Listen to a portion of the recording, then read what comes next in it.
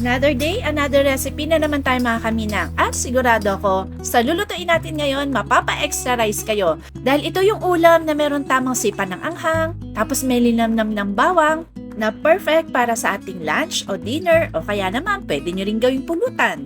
Kaya wag na natin patagalin, samahan nyo na ako sa aking kitchen, tara!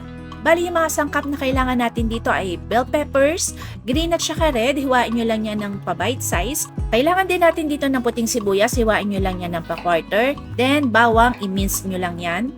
At yung gagamitin naman natin dito para sa ating chicken meat, yung breast part. Then hiwain lang natin yan ng sakto lang yung kapal, then yung pa-bite size yung serving portions niya.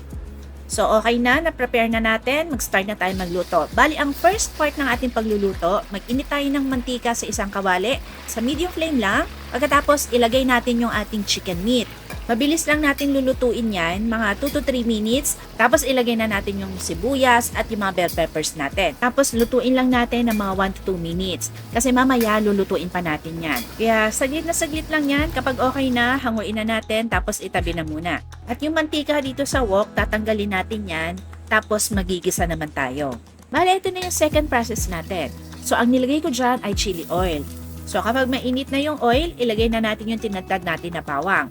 Tapos, igisa lang natin yan hanggang maging light brown. And then, ibusan natin yung ating broth. Pero kung wala naman kayong broth na available, pwede naman ng water lang. Tapos, haluin natin yan, then antayin natin kumulo. So, kapag nakita nyo na kumulo yan, ilagay na natin yung niluto nating chicken kanina at maglalagay na tayo ng mga pampalasa. Bali yung inilagay ko, asin, MSG, chicken powder, asukal, oyster sauce, and chili powder.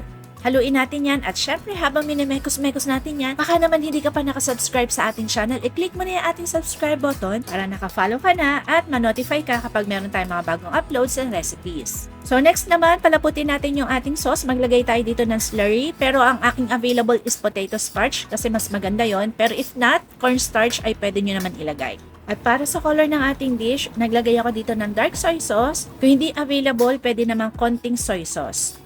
So kapag toyo ginamit ninyo, just make sure na hindi umalat yung ating dish. At para pasarapin pa yung ating dish, maglalagay tayo ng kaunting sesame oil at Shaoxing wine.